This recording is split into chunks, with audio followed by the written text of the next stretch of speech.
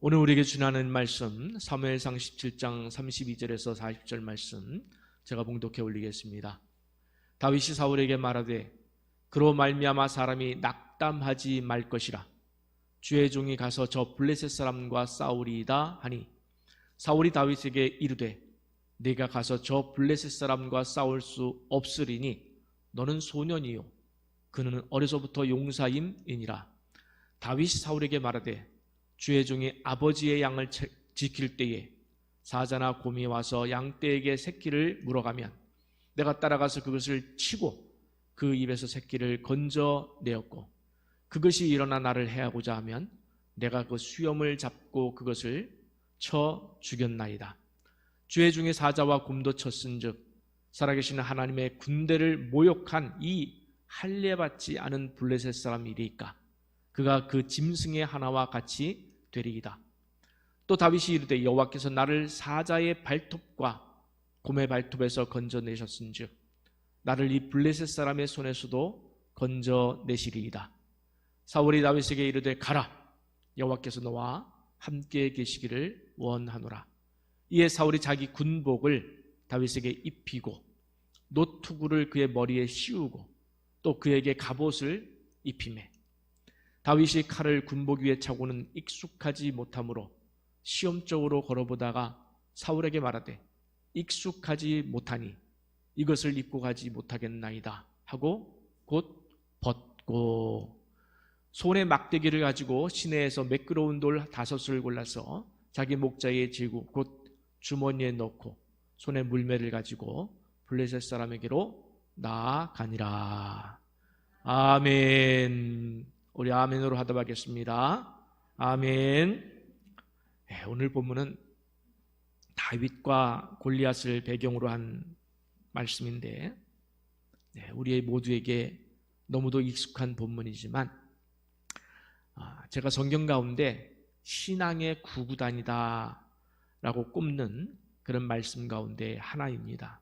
그래서 사실은 제가 1년에 한 번씩은 꼭 이 설교를 좀 본문으로 해서 여러분과 좀 나누고 싶은 심정입니다.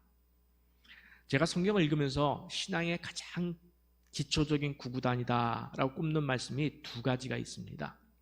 하나는 여러분 가정에 이제 처음 신방 갔을 때 꼭 이 말씀을 드리는 신명기 11장의 말씀이에요.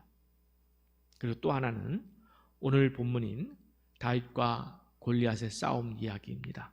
그만큼 제가 아주 귀하게 여기고 중요하게 여기는 신앙의 기초 말씀이다 이렇게 강조드리고 싶습니다.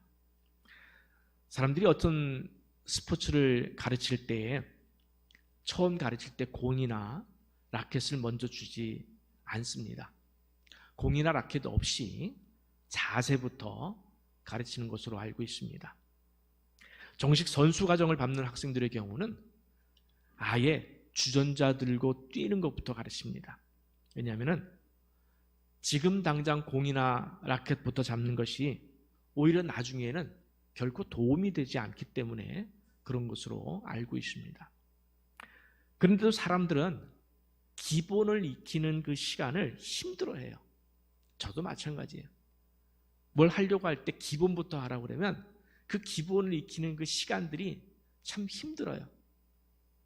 재미없고 단순하고 빨리 공을 잡고 싶고 빨리 라켓을 잡고 싶어 하는 것이 일반 사람들의 심리입니다.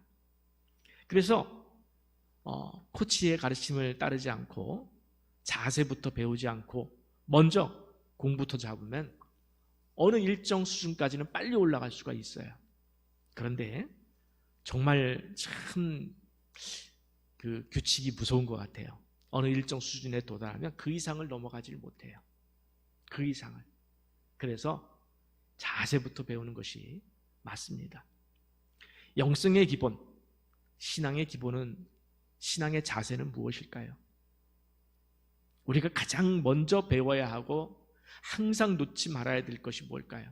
바로 말씀과 기도, 예배입니다. 수학을 할 때, 여러분 수학을 할 때 구구단을 무시하면은 그 다음에 나오는 모든 수학을 할 수가 없어요. 그렇듯이 신앙의 구구단이라고 하는 이 말씀과 기도, 예배에 대한 훈련이 없으면은 신앙생활 중에 자꾸 잡음이 날 수밖에 없습니다. 그래서 성경은 쉬지 말고 기도하라. 말씀 읽기를 멈추지 말라. 말씀을 내 손에서 놓지 말라. 성경은 계속해서 우리에게 강조하고 있습니다. 오늘 본문은 세상의 힘을 의지하는 골리앗, 그리고 그 옆에서 그 힘이 전부인 줄 아는 사울 왕과 이스라엘 백성들이 한쪽에 있고요. 그들과 맞서 싸우는 하나님의 힘을 의지하는 다윗과의 싸움을 대비해서 그려주고 있습니다. 본문에 등장하는 골리앗은 여러분이 알다시피 세상에서 인정하는 실력자예요. 그는 싸움에 필요한 모든 자격을, 모든 장점을 다 갖추고 나왔어요. 키가 무려 2m 70. 여러분 2m 70인 사람 혹시 보셨습니까? 저는 못 봤어요. 2m 70. 거의 저의 2배 조금 못 되는 것 같은데 2m 70. 와, 머리에는 노트구를 썼고 몸에는 온몸에 갑옷을 둘렀고 또 다리에는 놋 각반을 쳤고 어깨 사이에는 놋 단창을 메었다고 그랬어요. 빈틈이 없어요. 그의 창자루는 배틀째 같았다고 그랬습니다. 창날만 7kg가 넘는 정도의 무시무시한 그런 무기였습니다. 군사로서는 최고의 조건을 갖춘 사람이었습니다. 이렇게 세상은 정말로 힘 있는 자들이 포진해 있는 곳이 세상이에요. 그렇죠? 물질을 힘으로 삼고 세상의 명예와 권력을 힘으로 삼고 많이 배웠다는 학벌을 힘으로 삼아서 우리에게 무자비하게 휘둘리는 것, 우리에게 무자비하게 공격하고 짓밟으려 하는 것, 세상이에요. 이런 것들이 많은 자들은 교만하기도 하고 거꾸로 없는 자들은 스스로 위축되고 절망하기도 하는 것이 일반 세상의 모습입니다. 골리앗이 교만하게 외칩니다. 너희 중에 한 사람 나와봐라. 아무나 나와봐라. 응? 그가 이기면 우리 모두가 너희의 종이 될 것이지만 내가 이기면 너희가 우리 모두의 종이 되리라. 얼마나 당당하고 교만하고 자신감이 넘치고 힘이 느껴집니까? 요즘 시대에 우리가 흔히 들을 수 있는 예수 잘 믿는다고 공부 잘하냐? 예수 잘 믿는다고 사업이 잘 되냐? 응? 예수 잘 믿는다고 집안이 일어나냐? 돈이 최고지. 돈이 최고지. 어디 갔더니 목사인 저한테까지 어떤 분이 가르치려고 하더라고요. 목사님, 그래도 돈이 최고예요. 돈이 있어야 사람 구시라고요. 막 이러는 거예요. 그래서 제가 복음을 증거하는데 그 앞에서 그렇게 얘기를 하는 거예요. 그래서 당황했어요. 이걸 어떻게 해야 되지? 당황했어요. 제가 가르침을 잘 받고 나왔습니다. 돈이 최고구나. 오해하지 마시고요. 세상은 그렇게 시비를 우리에게 걸어옵니다. 여러분은 세상의 이런 시비 앞에서 어떻게 대처하시고 계십니까? 혹시 여러분 마음속에도 돈이 최고다, 명예가 최고다, 뭐 이렇게 생각하시는 분이 계십니까? 아니죠? 반면에 싸움터에서 키도 작고 힘도 약하고 무기도 약한 사울과 같은 사람들은 감히 싸움터에 나가지도 못해요. 그죠? 지금 골리앗이 나와서 계속 싸움을 돋우는데 다 숨어 있는 거예요. 다 숨어 있는 거예요. 감히 골리앗 앞에 나가지를 못하고 있는 거예요. 주저앉아 있어요. 왜 그럴까요, 여러분? 왜 사울은, 백성들은 감히 골리앗 앞에 나갈 생각을 못하고 그냥 주저앉아 기죽어 있을까요? 자기만 바라보기 때문에 그런 거예요. 자기가 가진 것만 바라보기 때문에 그런 거예요. 저 하늘의 하나님의 도우심에 손길에 대한 그 믿음이 없기 때문에 그런 거예요. 믿음이 없으면 내 마음은 위축되어 있기 마련이에요. 믿음이 없으니 당당하지 못한 거예요. 믿음이 없으니 그들 앞에 굴욕을 당하는 거예요. 여러분, 혹시 여러분의 삶이 세상적으로 굴욕적인 삶입니까? 나는 물질이 없어. 나는 사회적인 지위도 없어. 나는 학벌도 약해. 이렇게 굴욕적인 마음으로 혹시 살아가고 있는 건 아니겠습니까? 만약에 그러신 분이 계시다면 오늘 완전히 바뀌시기 바랍니다. 우리는 그렇게 살지 않아도 되는 사람들이에요. 우리는 세상 앞에 굴욕을 당하며 살지 않아도 돼요. 우리는 당당하게 살아갈 수 있는 사람들이에요. 물질이 많든 적든, 사회적인 지위가 높든 낮든, 힘이 있든 없든 우리는 상관없는 사람들입니다. 우리는 세상을 당당하게 살아갈 수 있는 그런 사람들입니다. 여러분이 신앙생활해야 하는 곳이 어디입니까? 교회 안에서만이 아니라 꼭 이런 전쟁터예요. 그렇죠? 세상 사람들이 물질을 가지고 큰 소리 치는 곳이에요. 저도 어려서 부자인 친척 앞에서 그 인격적인 모독을 당해봤어요. 어렸을 때 가난하다고 큰 소리 치는 거예요. 또 세상의 권력으로 싸움을 돋우는 곳이 바로 이런 곳이에요. 싸움을 돋우는, 회사에서도 그렇고 사회적으로 그렇고 무슨 직함을 좀 내세워서 그것으로 사람을 짓눌려 버리는 그런 곳이 세상이에요. 또 학벌로 기죽이는 곳이에요. 나는 어디까지 공부했고, 이것으로 또 그렇지 못한 사람에게 은근히 교만을 떨고 힘을 자랑하고 또 거기에 또 굴욕을 느끼고.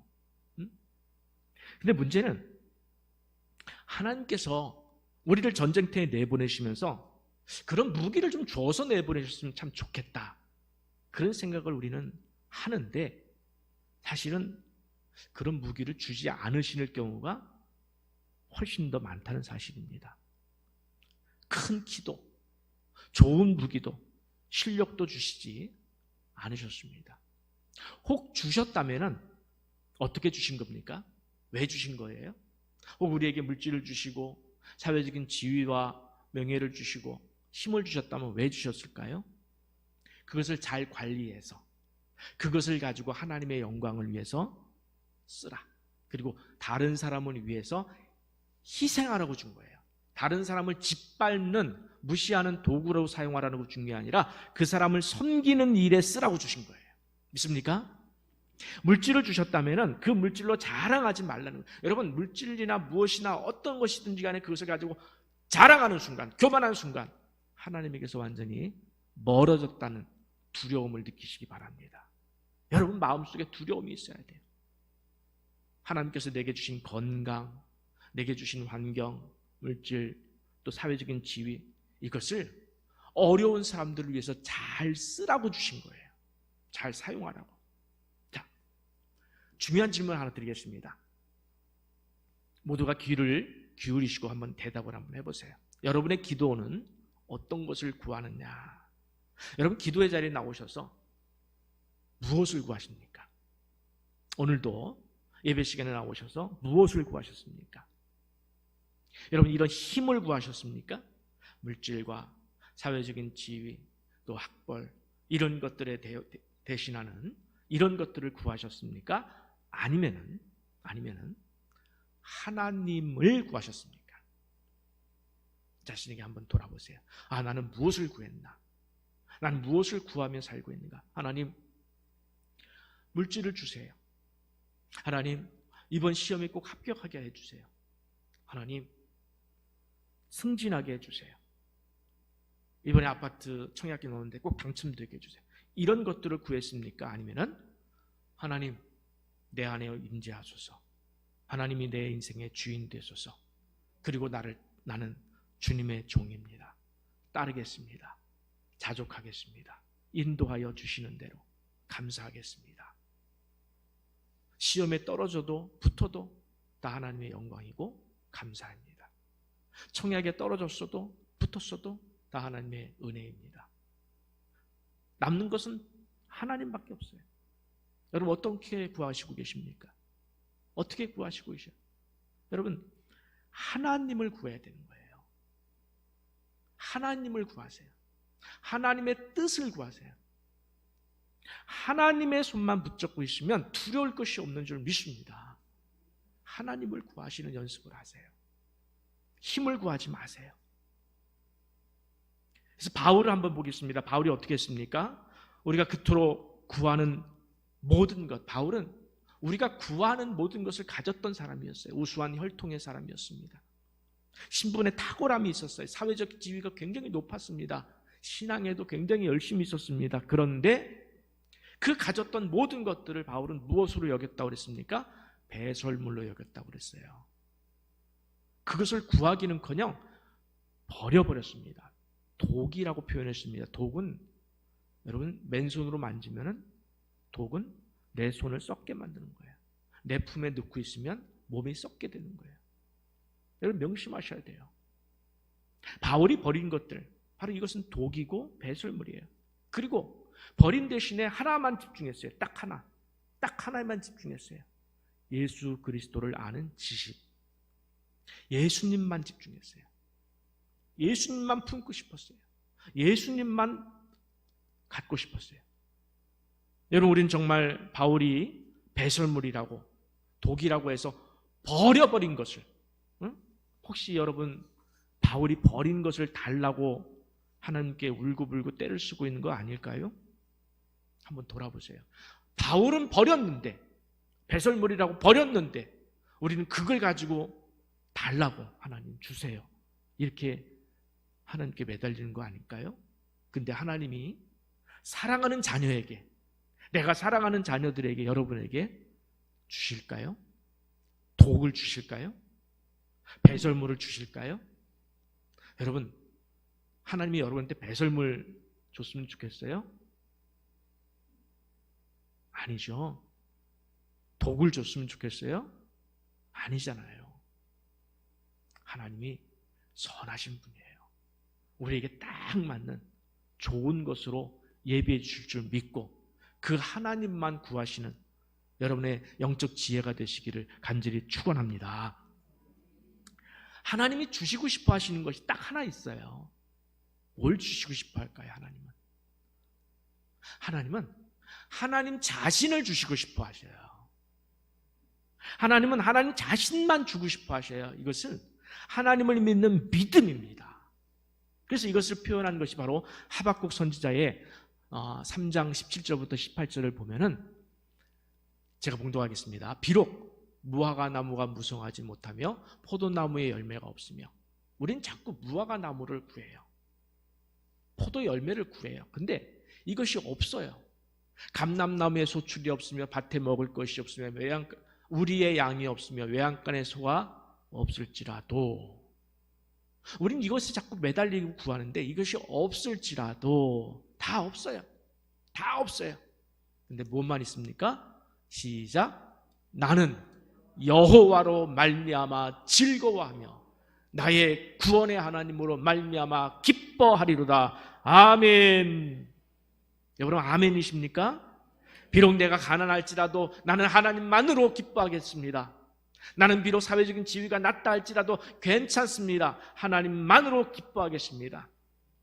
나는 비록 떨어졌지만, 시험에 떨어졌지만 하나님만으로 기뻐합니다. 하나님이 내 인생의 주인이시기에 나를 인도하실 줄 믿습니다. 나는 하나님의 것입니다.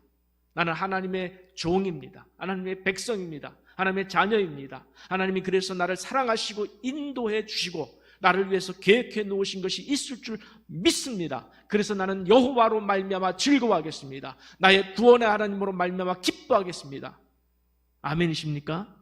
바로 이것이 의인은 믿음으로 말미암아 살리라. 우리는 세상의 물질을 가지고 사는 사람이 아니에요. 우리는 사회적 지위로 가지고 사는 사람이 아니에요. 우리는 학벌로 가지고 사는 사람이 아니에요. 오직 무엇으로 사는 사람이다? 믿음으로 사는 사람인 줄 믿으시기 바랍니다. 다윗이 그 전쟁터에 나가서 골리앗과 마주합니다. 여기서 우리는 하나님께서 다윗의 손에 무엇을 들려주셨는지를 살펴볼 필요가 있어요. 왜? 우리도 그걸 들고 살아야 되기 때문에, 우리도 다윗이 들고 나간 것을 가지고 살아야 되기 때문에 우리가 그것이 무엇인지를 알 필요가 있습니다. 다윗에게는 세상의 힘 앞에서 낙담하지 않는 마음을 주셨습니다. 따라서 합시다. 낙담하지 않는 마음. 자, 본문 32절 보겠습니다. 다윗이 사울에게 말하되 그로 말미암아 골리앗으로 말미암아 사람이 낙담하지 말 것이라. 주의 종이 가서 저 블레셋 사람과 싸우리이다.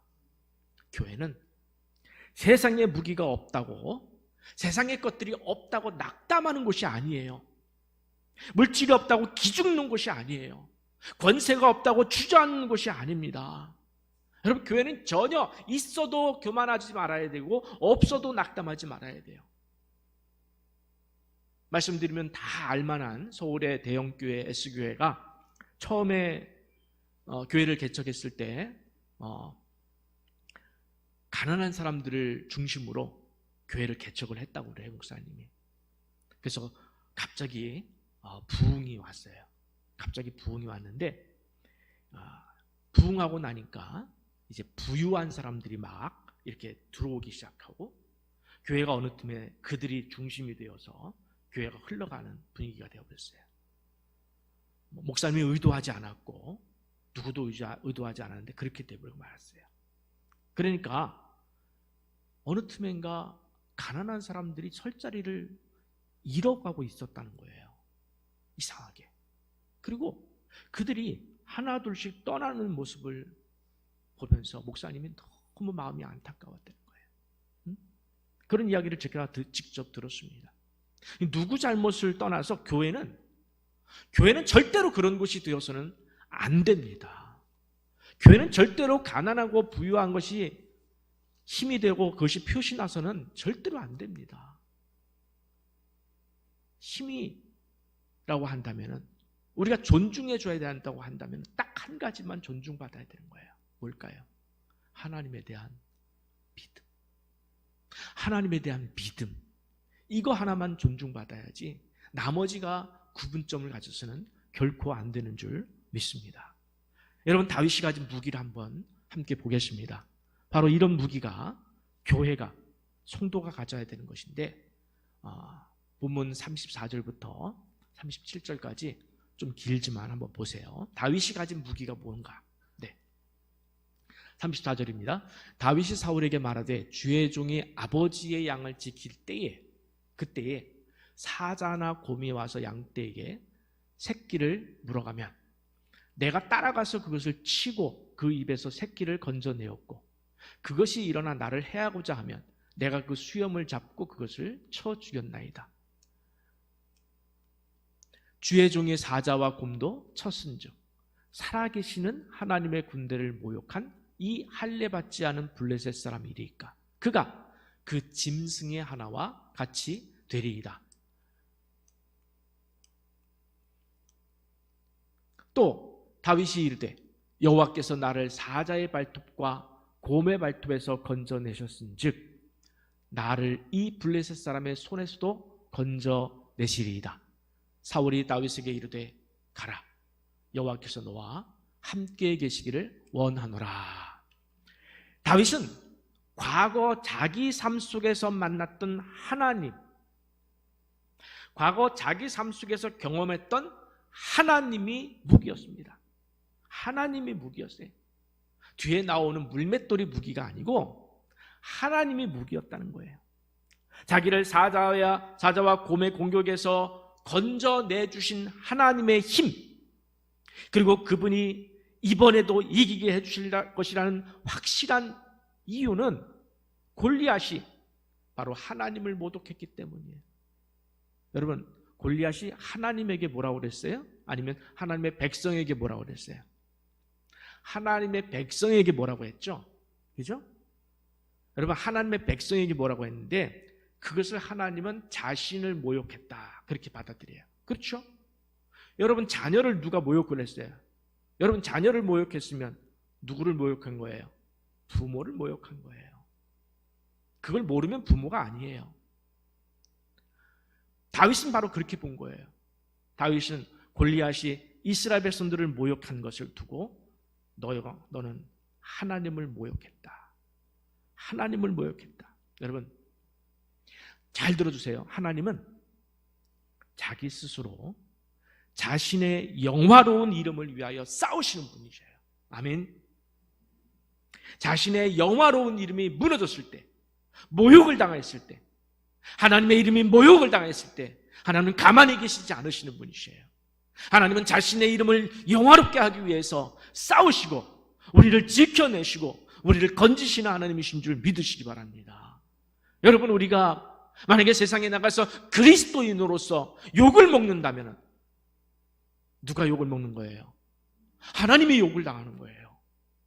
내가 그리스도인인데 내가 그리스도인으로 세상에서 모욕을 당하면 하나님이 모욕을 당하는데 그걸 허용을 하시겠습니까? 그걸 두고 보시겠습니까? 우리의 가슴에는 이름표가 있습니다. 하나님의 자녀, 하나님의 백성, 하나님의 종, 그리스도인. 여러분 세상에서 잘 살아가야 돼요. 내가 모욕을 당하면 하나님의 모욕을 당하는 거예요. 그런 마음으로 우리는 긴장하고 살아야 돼요. 똑바로 살아야 돼요. 하나님의 이름을 영화롭게 하는 삶을 살아야 돼요. 하나님 스스로 그 이름을 지켜내시는 분이셔요. 그러니까 내가 하나님 편에 서서 순종하기만 하면은 우리는 절대로 지지 않습니다. 믿습니까? 예. 지난 수요일에 우리가 이사야서를 공부하는 거 있는데 참 굉장히 은혜가 컸어요. 제 마음속에 너무 은혜가 컸어요. 함께 보겠습니다. 이사야 46장 9절에서 11절. 조금 어렵습니다만 좀 잘 보십시오. 너희는 옛적 일을 기억하라. 나는 하나님이라. 여러분 성경에 나는 하나님이라 이 짧은 이 문구가 굉장한 힘을 가지고 있는 거예요. 나는 하나님이라. 나는 창조주라. 나는 전능자라. 나는 왕이라. 그런 의미예요. 그렇게 받아들이셔야 돼요. 너희는 옛적 일을 기억하라. 나는 하나님이라. 나 외에 다른 이가 없느니라. 나는 하나님이라. 똑같이 나와요. 나 같은 이가 없느니라. 하나님 반복해서 강조하시고 계셔요. 그리고 말씀하십니다. 10절에서 내가 시초부터 종말을 알리며. 여러분 시초, 세상의 처음을 이야기할 수 있는 존재가 누가 있어요? 종말을 아는 존재가 누가 있어요? 없어요. 누구만 있습니까? 바로 창조주 하나님. 내가 시초부터 종말을 알리며. 그리고 그 다음 보세요. 아직 이루지 아니한 일을, 미래의 일이죠. 옛적부터 보이고 이르시기를 나의 뜻이 설 것이니, 나의 뜻이 설 것이니 내가 나의 모든 기뻐하는 것을 이루리라. 내가 이루리라 하였노라. 내가 동쪽에서 사나운 날짐승을 부르며 먼 나라에서 나의 뜻을 이룰 사람을 부를 것이라. 이것은 바사왕 고레스를 말해요.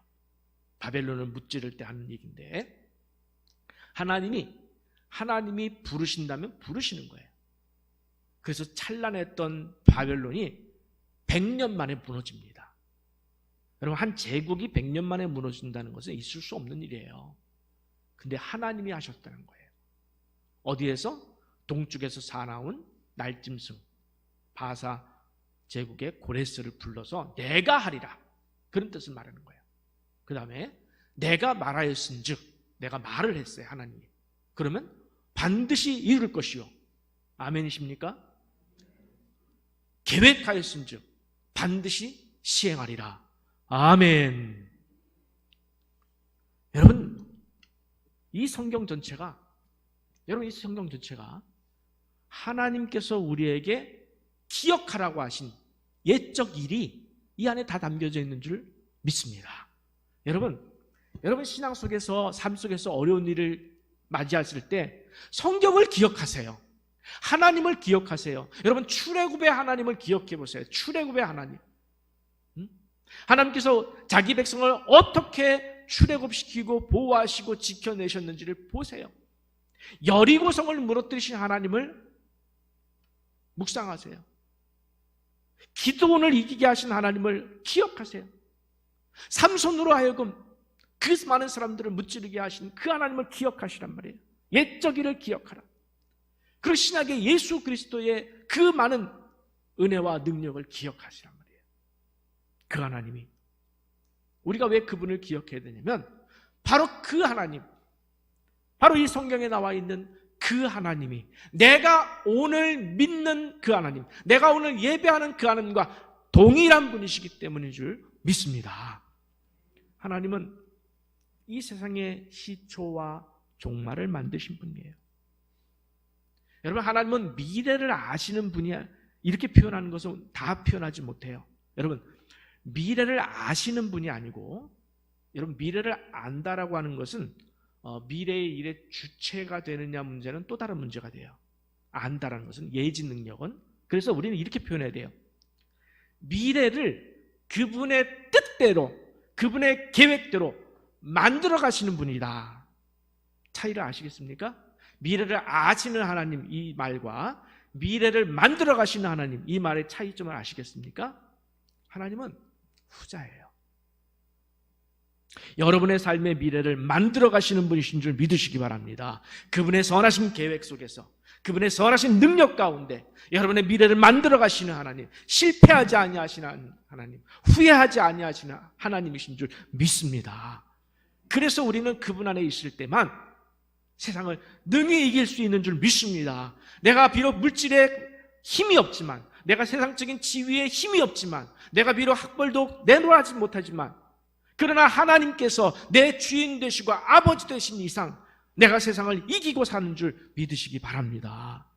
다윗의 힘은 단순한 이론에서 나온 것이 아니에요. 체험에서 나온 겁니다. 우리 식으로 말씀에 대한 살아있는 믿음, 말씀에 대한, 하나님에 대한 살아있는 믿음이 있었기 때문에 지금 싸움터에서 당당하게 외칠 수가 있는 거예요. 여러분, 세상에 당당하게 사십시오. 여러분, 가진 거 가지고 주눅 들지 마세요. 외적으로 보인 것 가지고 주눅 들지 마세요. 나는 하나님을 가진 사람이에요.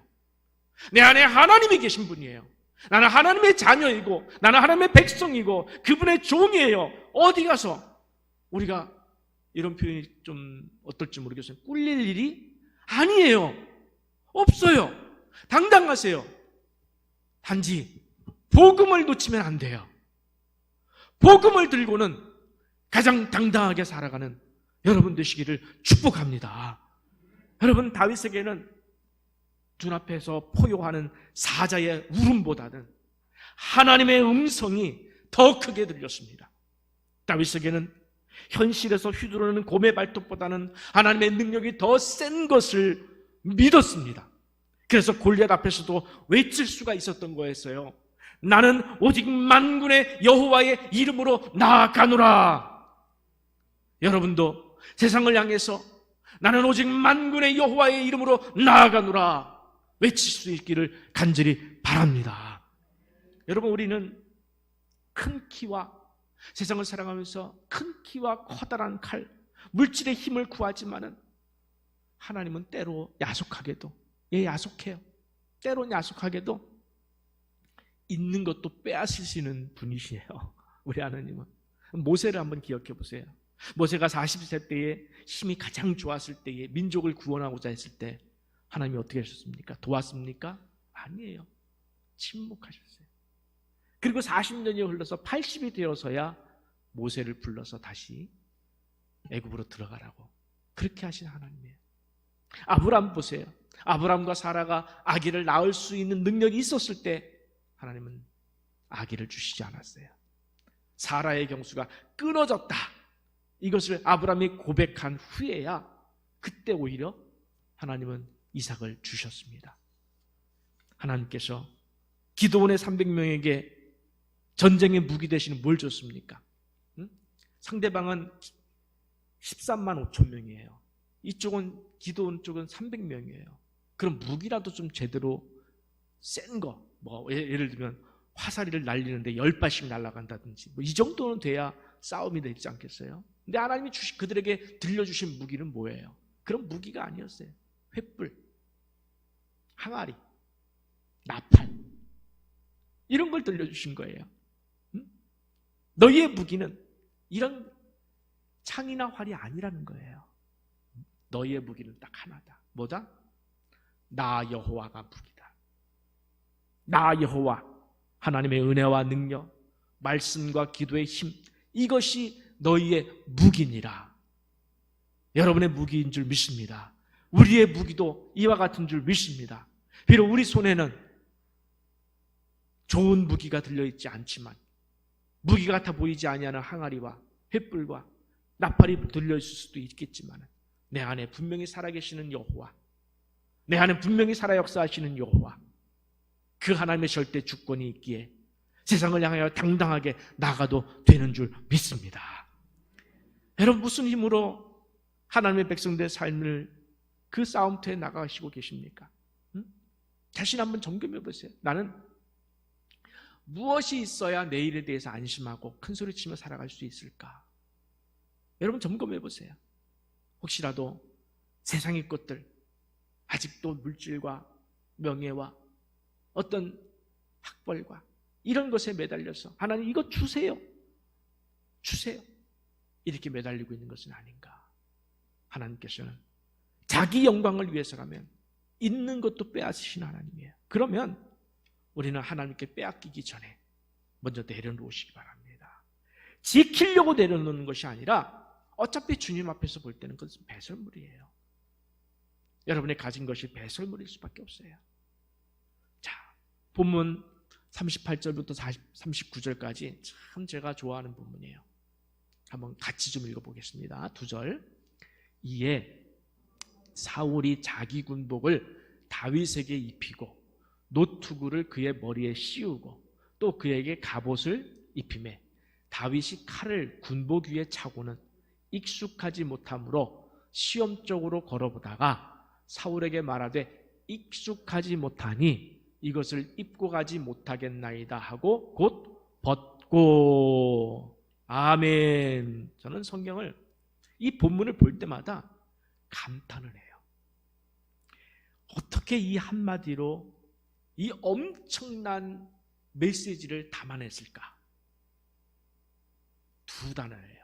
익숙하지 못하다 하는 말과 벗고라는 이 단어를 가지고 이 모든 상황을 함축적으로 담아냈어요. 전 전율이 흘러요. 솔직히 본문을 볼 때마다 전율이 흘러요. 제가 어렸을 때 본 만화 영화 다윗과 골리앗이라는 영화가 있습니다. 키가 이제 만화니까 좀 강조했다고 그럴까요? 이렇게 희화시켰다고 그럴까요? 다윗을 아주 어린 아이로, 꼬마 아이로 이렇게 그려놓고 이제 그 다윗에게 사울의 갑옷을 입혀요. 사울은 여러분 우리 일반 사람보다 머리는 하나 더 있는 큰 사람이었어요. 우리 식으로 말하자면 한 2m 정도는 됐겠죠. 190이나 2m 정도. 그 꼬마 아이가 사울의 갑옷을 입었다고 생각을 해보세요. 사울의 칼을 찼다고 한번 생각해 보세요.